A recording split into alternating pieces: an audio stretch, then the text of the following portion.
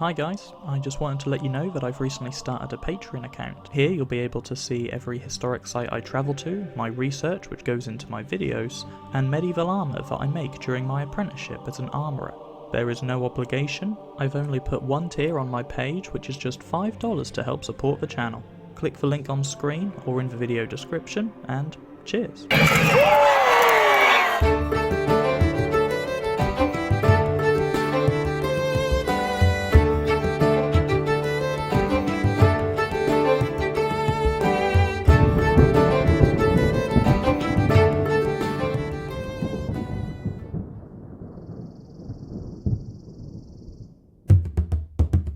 Was King John of England really a bad king?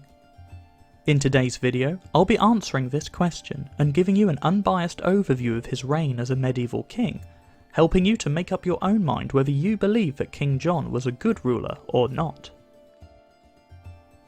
Of course, we all know the story of Robin Hood, where King John is portrayed as the bad guy, raising taxes all across England while also bleeding the coffers dry during his monarchy. But how true are these tales, and is there any more to the story of King John than meets the eye? John was pronounced King of England after his elder brother Richard I died during the siege of Chalus Castle in France, who died of gangrene on the 6th of April 1199 after getting shot by a crossbow bolt. First, let us begin by looking into the events that unfolded around Richard's death, because the story of the king and the crossbowman helps paint a picture of the kind of king that John had to follow, which might also make you change your opinion on King Richard. Richard was walking around the castle outside the walls, assessing the siege but not wearing his armour. A soldier on the walls fired a crossbow at the king but missed, and the king allegedly looked up and applauded his efforts. While he was evidently distracted, a second boy with a crossbow shot at him from the castle walls and fatally injured him in the leg. On his deathbed, Richard was given news that the siege was a success and they had captured the boy who fired that shot. King Richard invited the boy into his tent, where he apparently forgave him and ordered his men to give the boy 100 shillings for his lucky shot. This of course sounds lovely, until you hear that the boy was then led out of the tent and brutally murdered by Richard's guards. You can either believe that Richard was a vengeful person who ordered the boy's death and made up the story of charity to protect his image, or you could believe that the alternative ending of the boy's death could have been a campaign to smear the king's name. But if you read about the atrocities that Richard caused in the Holy Lands while on crusade, I'd personally believe the tale of vengeance and cruelty. This was not John's first attempt at the throne, however. John tried to usurp the throne but failed to get enough support from the King of France, who he conspired with. He was actually banished for this, but Richard forgave John and apparently respected his ambitions so much that he made him his new official successor to the throne. And so, Richard I died in 1199 and left England in the hands of his brother. King John often gets a bad rap from historians, and especially from film and TV, due to records of his high taxes and grandeur spending habits. It is important to note that crusades aren't cheap. During his reign, Richard had been spending a huge sum of money keeping up his military campaigns in the east and was bleeding the treasury of England dry already. So, one thing that King John is always brandished for is the fact that he'd lost lands in France. But he was probably never going to keep hold of these lands anyway. Richard was basically French, and he apparently didn't even enjoy England or have any interest in ruling the country, let alone even learning the language. To the local French lords, Richard was pretty much one of them. Without a large army, which would have been very expensive, these lands were destined to break away from English rule as soon as Richard was out of the picture. Of course, it didn't help that John chose to marry Isabella of Angoulême from Aquitaine. King Philip II of France didn't like this arrangement and confiscated the English-held territory in France for this. John sent an army to France to try to take back the lands, but he killed King Philip's nephew Prince Arthur, who John saw as a threatening contender for the crown of England. So this was seen as treachery by many French barons, which further damaged his reputation.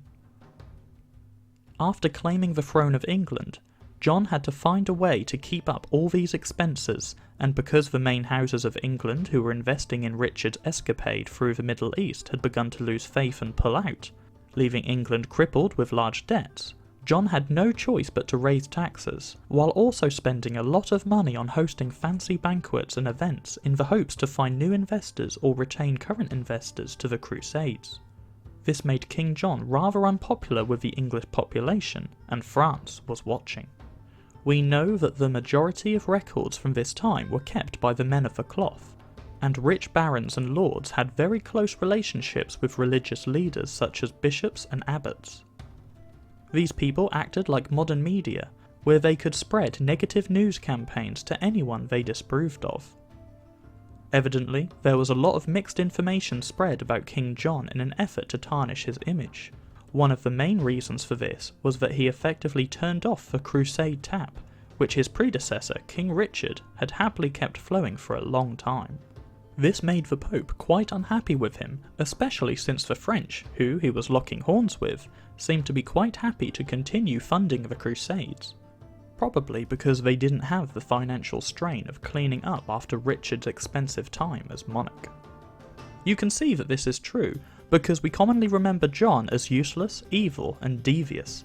However, not many people know that he successfully defended England against a Scottish invasion, he beat back the Welsh rebel prince Llewellyn of Gwynedd in a decisive battle, and he quashed the Irish rebellion of 1210. So, even despite being attacked from Scotland, Ireland, Wales and France, all while being held down by constraints of an empty coffer and being looked down upon by the Pope, King John still didn't let England fall. Yet people are still disgusted and dumbfounded by the notion that John was also known for raising taxes in England. Of course, it's always worth doing a bit of digging whenever you come across a fact in history, because you might tend to find that the most particularly interesting facts often lack context and key information to the motive. In the beginning of the 13th century, John refused Stephen Langton for the post of Archbishop of Canterbury, despite Langton being the papal candidate. Because of this, Pope Innocent III excommunicated King John in 1209. The papacy was offended by the fact that a king was supposed to be chosen by God to rule, but if a king goes against what the Pope wants, that could mean that perhaps the Pope is not the chosen favoured mortal entity placed upon earth by God. But, as with all decisions made in the name of religion during this time, the real reasons were most likely influenced by money and power, so King John was, perhaps unintentionally, getting between deals that the Pope had made with Stephen Langton in exchange for the post of Archbishop of Canterbury. One thing to remember in history, decisions made by powerful people in the name of religion are rarely ever actually because of religion. 1215 was an especially difficult time for John. Barons all over the Kingdom of England were rebelling against King John after he refused to abide by the Magna Carta, which was a list of rules to limit the king's power. To anger King John even more, while John's armies were battling the barons in England, the barons sent a letter to Louis VIII, son of King Philip of France, and heir to the throne.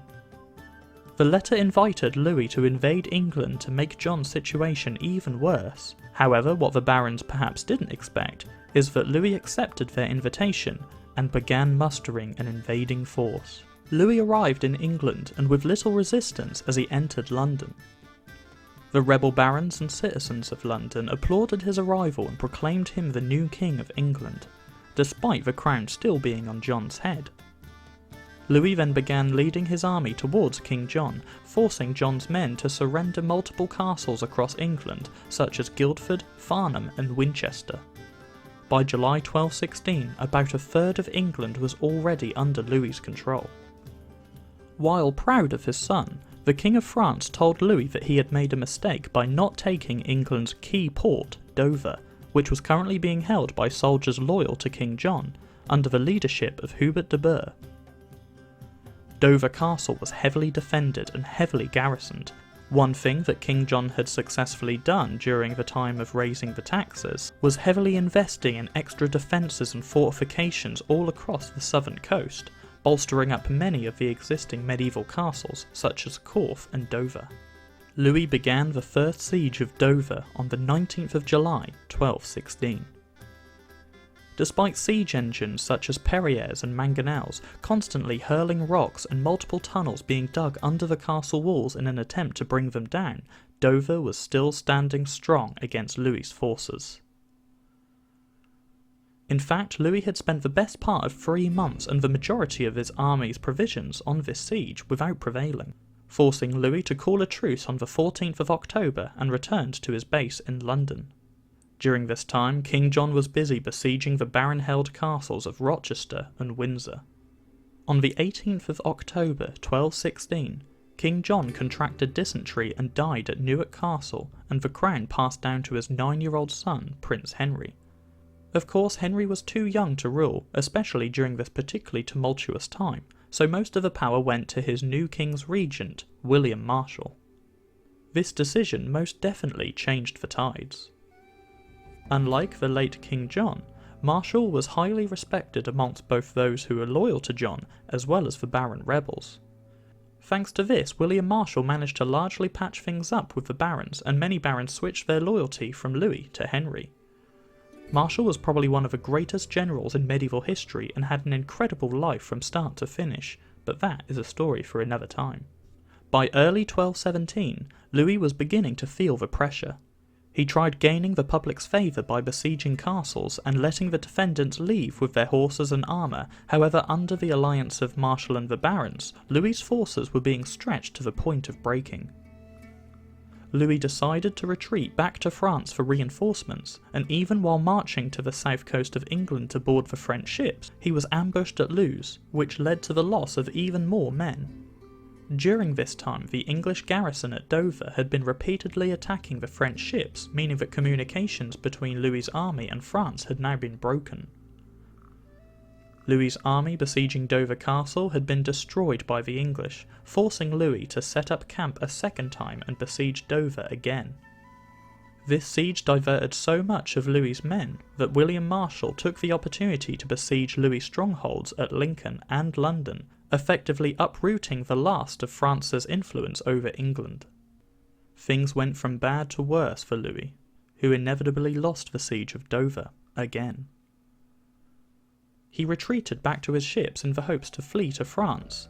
However, the English were waiting. Under the leadership of Hubert de Burgh, who successfully defended Dover Castle in the first siege, the English defeated the French at sea in naval warfare. With Louis's army gone and his campaign in tatters, he surrendered the remaining captured castles in England and had to promise not to attack England again.